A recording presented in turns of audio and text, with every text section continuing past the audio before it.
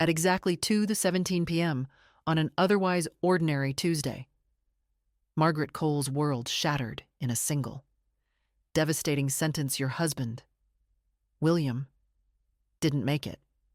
Your daughter, Grace, is in critical condition. The phone slipped from her trembling hand as a cold wave of anguish swept through her in the blur of tears. She reached for the one lifeline she believed she could count on: her parents, Carol and Robert Davis, and begged for their help. Their response, delivered with casual indifference from a crowded birthday luncheon, still echoes in her mind. We're at David's party right now. Can this wait? From that moment on, Margaret understood that grief would not be a private sorrow, but a battle to be fought on multiple fronts. First, there was the brutal reality of hospital corridors and whispered medical terms: traumatic brain injury, induced coma, cranial monitoring. Each unfamiliar phrase drove home the cruel fact that her 9-year-old daughter might never wake up. Then came the legal maze: a determined attorney, John Wheeler, and an insurance adjuster already discussing a 7-figure settlement to cover Grace's extensive care. But the cruelest blow was yet to come. When Carol and Robert learned about the impending payout, their concern shifted instantly from birthday cake to dollar signs. They pressed Margaret for a fair share, insisting that family needs extended beyond Grace's recovery. With nothing but 2 heart-wrenching photographs, one of William at rest, the other of Grace under fluorescent hospital lights, Margaret would soon teach them the true meaning of loss. This is the beginning of her journey through grief, betrayal, and, ultimately, the discovery of what it really means to be a family. Before that fateful Tuesday, life for Margaret and William Cole felt like a carefully composed symphony, every note reassuringly familiar, every crescendo a reason to celebrate. They'd first met as undergraduates at Northwestern University, where William's easy smile and warm, hazel eyes had drawn Margaret out of her late-night finance study sessions in the library. He was a civil engineering major, always sketching bridge designs in the margins of his notebook. She was a budding business analyst, poring over spreadsheets and dreaming of Wall Street. Their courtship unfolded amid autumn leaves swirling across campus sidewalks, weekend trips up to Lake Michigan, and countless cups of coffee shared under the soft glow of library lamps. After graduating together, they married in a golden-leafed October ceremony on the university grounds. Margaret in a simple white dress embroidered with her grandmother's lace, William in a navy suit that matched the clear Midwest sky. Within a year, they purchased their first home, a 3-bedroom colonial nestled in a quiet Chicago suburb, complete with a picket fence and a backyard that caught every sunset. On weekends, William would hone his engineering precision by constructing elaborate blanket forts in the living room, complete with interlocking supports he insisted were structurally sound. Margaret laughed as she added pillows and fairy lights, marveling at how a man who could calculate bending moments in steel beams found pure joy in the architecture of childlike creativity. Their life together felt anchored by shared routines. Saturday mornings devoted to pancake competitions, each stack more imaginative than the last. William's towering rendition of the Sears Tower, layer upon layer of perfectly browned cakes, competed with Margaret's whimsical flock of unicorns, drizzled in strawberry syrup and sprinkles. They'd sit at their farmhouse kitchen table, still in pajamas, rating each creation on taste and inventiveness. And Margaret would savor how William's laughter filled every corner of their home.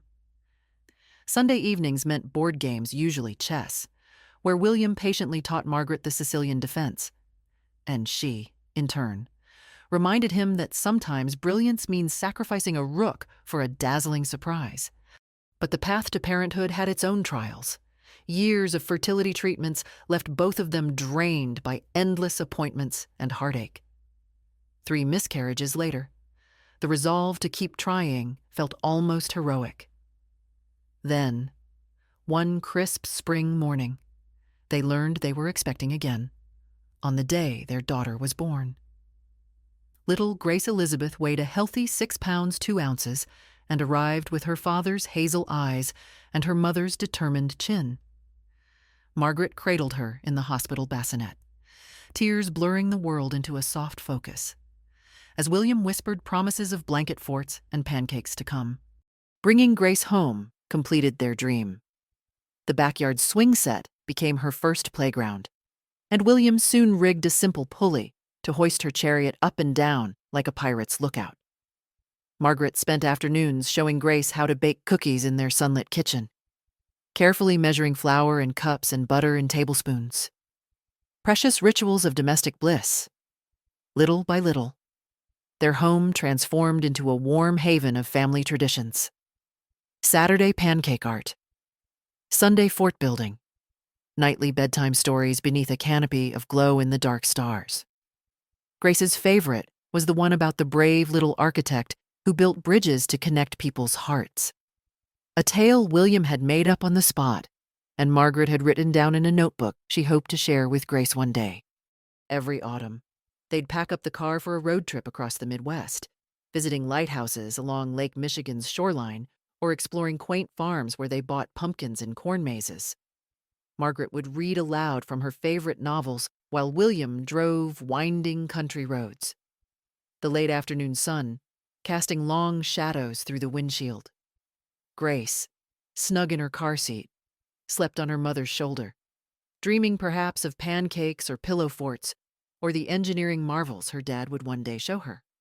In those years, the Coles embodied the promise of the American dream love discovered in college corridors. Careers built on shared ambition, a home filled with laughter, and a child who turned every ordinary moment into a cherished memory. Their life was a mosaic of simple joys and heartfelt devotion, a testament to the belief that family, once forged, can withstand any storm. For as long as Margaret could remember, her parents, Carol and Robert Davis, had always made it abundantly clear that their favorite child was her younger brother, Connor. At every family gathering, whether it was a high school graduation, a birthday dinner, or a simple Sunday barbecue, their attention would pivot instantly toward him. When Margaret graduated with honors from Northwestern University, her parents dutifully attended the ceremony, only to slip out halfway through so they could help Connor move into his sophomore dorm. They posed for photos with proud smiles, but by the time Margaret crossed the stage in her cap and gown, they were already loading boxes into the car for Connor's college apartment. 3 years later, when Margaret earned a major promotion at her financial services firm, Carol and Robert canceled the celebratory dinner they had agreed to host. Connor has big tickets to the basketball game tonight, her mother explained curtly over the phone. He needs a ride. No expression of congratulations. No reassurance that they were proud of all Margaret had accomplished. Just the unmistakable message that Connor's schedule took precedence over her milestones. Family gatherings under the Davis roof felt like performances in which Margaret's part was to stand quietly in the background.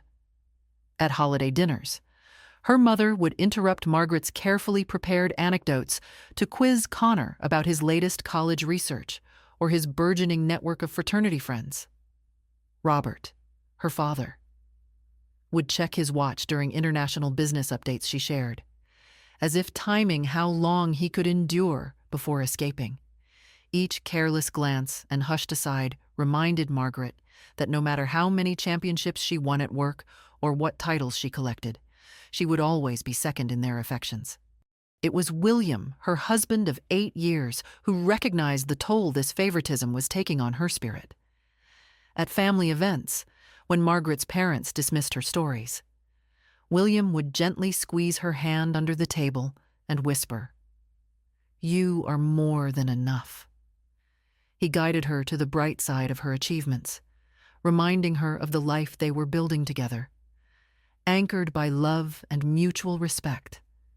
And when Margaret felt invisible, it was William and their daughter, Grace, who truly saw her. Their daughter was the family's miracle. After years of fertility treatments and the heartbreak of 3 miscarriages, they had nearly given up hope. Then Grace Elizabeth arrived one crisp spring night. weighing 6 pounds 2 ounces with her father's hazel eyes and her mother's stubborn chin. Suddenly, Margaret found herself experiencing parenthood in full color, watching Grace's first steps on the colonial-style hardwood floors of their Chicago home. Listening to her delighted giggles echo through the blanket forts William constructed, and celebrating every minor triumph as though it were a major victory. Yet even as Margaret's new life centered on these joyful moments, her relationship with Carol and Robert remained fraught. When Grace turned 2, Margaret arranged a modest birthday picnic in their neighborhood park.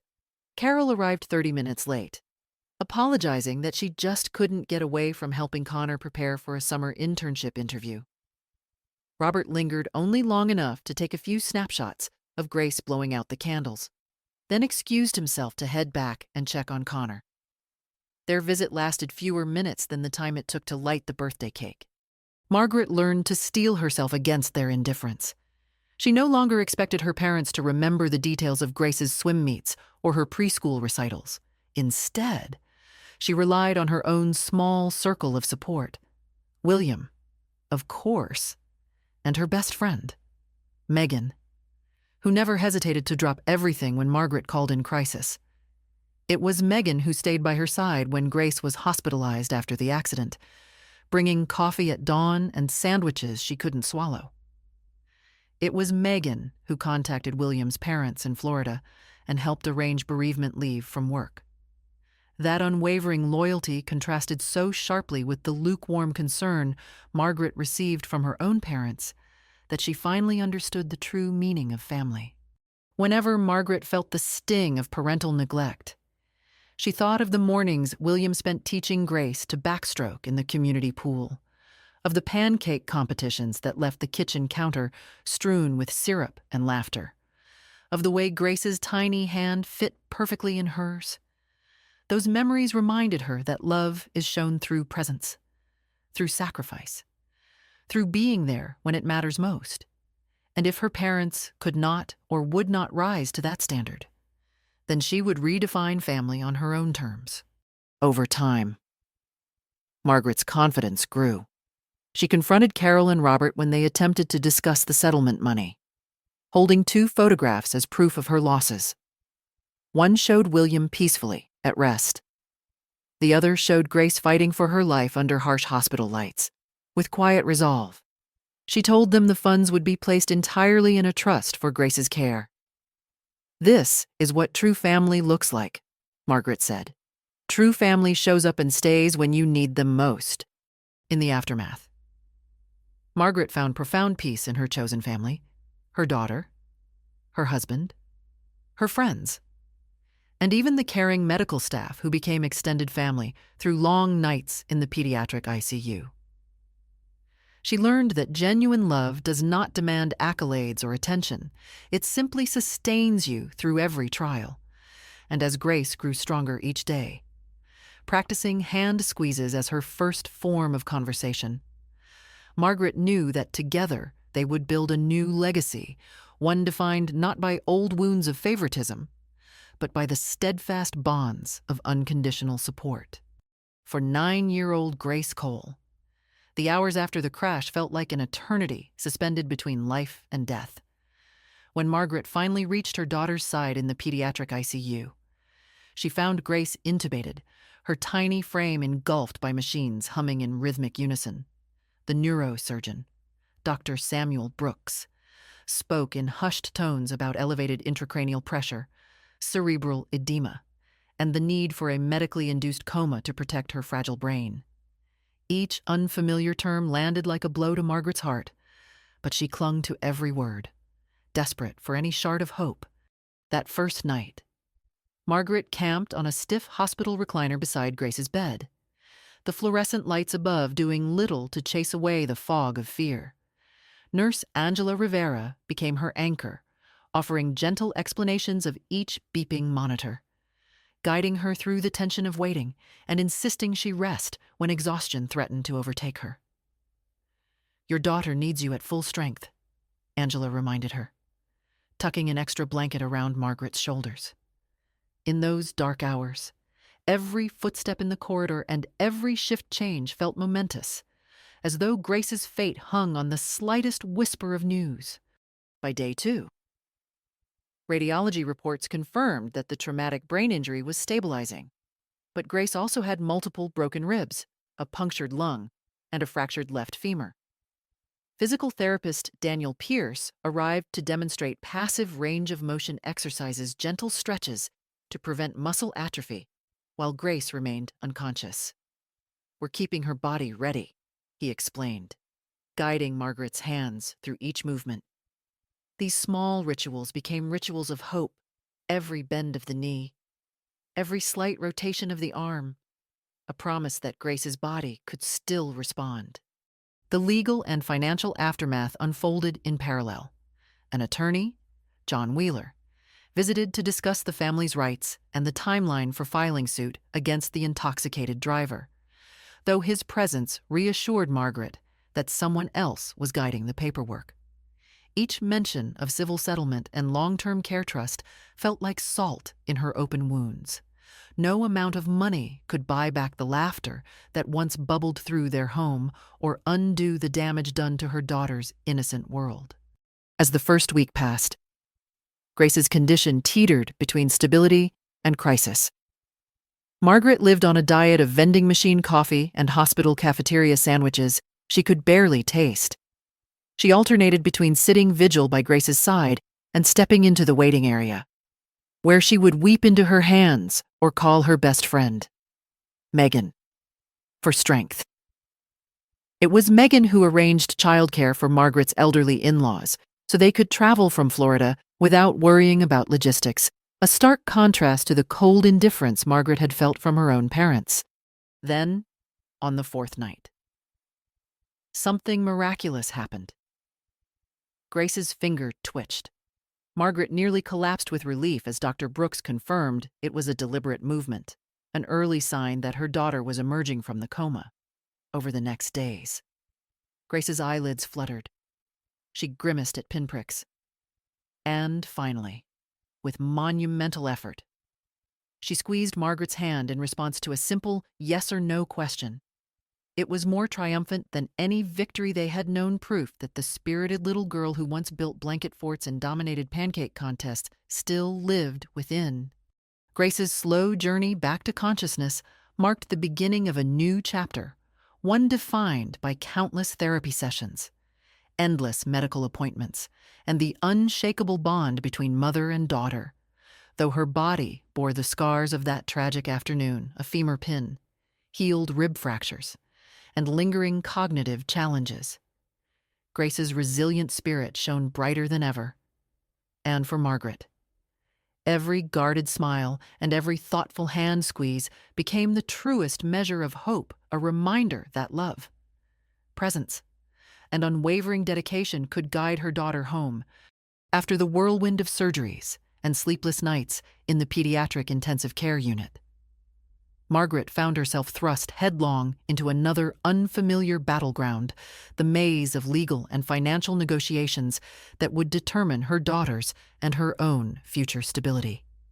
On the morning of the 4th day, just as a flicker of hope returned in Grace's first spontaneous finger twitch, an immaculately dressed man appeared at the ICU door.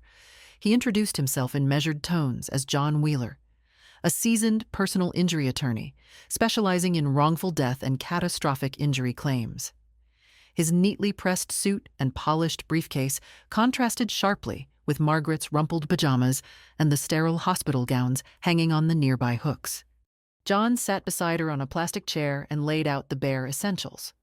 The drunk driver who had struck William's Honda Civic had a blood alcohol concentration nearly 3 times the legal limit, and he'd already accumulated multiple DUI convictions. Criminal charges, John explained, would proceed on their own timetable, and Margaret could expect to receive updates via subpoena notices and court dockets. But in the civil arena, she had the right to pursue a substantial settlement for Grace's ongoing care, as well as a wrongful death claim for William. He spoke gently, but with firm conviction. "We need to act quickly to preserve evidence, notify the insurance carriers, and file our initial claim within the statute of limitations. Every conversation you have with an adjuster or anyone representing the other side should loop me in immediately." Margaret nodded numbly, her analyst's instincts flickering to life as she processed the gravity of each phrase.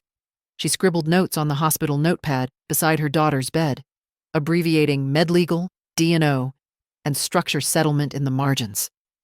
Once John departed with promises to handle the paperwork and court filings, a young insurance representative named Thomas Rivera arrived, clipboard in hand.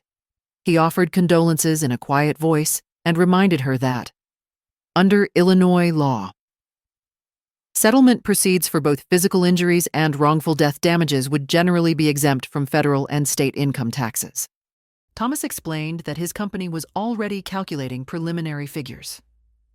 Funeral expenses, emergency transport, hospital charges, surgical fees, intensive rehabilitation, home modifications for wheelchair accessibility, specialized medical equipment, and future therapeutic services such as speech, occupational, and cognitive therapy. He mentioned long-term costs, outpatient physical therapy 3 times a week for potentially several years, adaptive tutoring if Grace required learning support services, and possible residential care if her functional recovery plateaued. The numbers he rattled off tens of thousands here, hundreds of thousands there, blurred together into a scale so vast it seemed unreal. "Mrs. Cole," he said gently, "we anticipate an initial offer in the low 7-figure range. It's not about the money it won't bring your husband back, but it will ensure that Grace has every resource she needs for the rest of her life." That evening, Margaret sat alone in the dim hospital corridor, clutching John's business card and Thomas's spreadsheet of line-item costs. She thought of William's bright optimism, the way he'd teased her about building pillow fort cathedrals in their living room, and of Grace's brave little hand clenched around her finger hours earlier. No amount of cash could restore the warm glow of family breakfast table laughter, but it could fund Grace's physical therapy, replace her adaptive stroller with a custom wheelchair, modify their home with ramps and grab bars, and perhaps even cover college tuition if she regained full independence over the next few days. John Wheeler guided Margaret through each step, drafting demands, negotiating with defense counsel, drafting settlement trust documents, and configuring a structured settlement so that Grace would receive periodic disbursements for her medical and educational needs well into adulthood. He emphasized protecting the funds from potential creditors or future financial predators by setting up a special needs trust. Margaret's financial analyst side surfaced as she weighed lump sum versus annuity options, considering inflation, investment risk, and the possibility of unforeseen medical expenses down the road. By the time John returned to finalize the agreement, Margaret felt both empowered and exhausted. The figures on paper, so cold and impersonal, represented a tangible lifeline for her daughter, a guarantee that institutional neglect and parental betrayal would not define Grace's tomorrow when the ink finally dried and the settlement trust became irrevocable. Margaret allowed herself a moment of quiet relief. She closed her eyes, imagining Grace's first tentative steps, her eventual return to school activities, and the day she would laugh freely again. No contractual clause or insurance policy could heal their hearts, but through strategic legal action and careful financial planning, Margaret secured the one thing she could still control: Grace's chance to rebuild her life on a foundation of hope and unwavering support for as long as she could remember. Margaret Cole's parents, Carol and Robert Davis, had made it unmistakably clear that their youngest child, David, was the center of their world. When Margaret graduated summa cum laude from Northwestern University, her cap and gown barely crossed the stage before her parents slipped away to help David move into his sophomore dorm, sparing only a fleeting congratulatory wave for their eldest daughter. At family barbecues, Carol would interrupt Margaret's carefully rehearsed anecdotes to ask David about the latest chapter of his fraternity life, and Robert would glance at his watch while Margaret described her successes at the financial services firm, where she was rapidly rising through the ranks, even in moments that should have been filled with pride and celebration. Margaret felt more like an unwelcome guest than the beloved firstborn. This favoritism followed her into every milestone. 3 years ago, when Margaret earned a major promotion, one she had worked tirelessly for, pulling 14-hour days to prepare for that pivotal board presentation, her parents canceled the congratulatory dinner they'd promised. "David has tickets to the Bulls game," her mother said. Breezily, when Margaret called to confirm, as though supporting the family's athletic fandom took precedence over honoring a daughter's hard-won achievement. At birthday gatherings, they arrived late and departed early, citing last-minute errands for David, leaving Margaret to blow out her own candles, surrounded by awkward silences and paper napkins still folded around half-eaten slices of cake. It was William, her husband of 8 years, who first helped her see how deeply these slights had wounded her. At holiday dinners, when Carol dismissed Margaret's stories to quiz David on his new engineering research, William would reach across the table and squeeze her hand, whispering, "Your victories deserve to be celebrated just as much."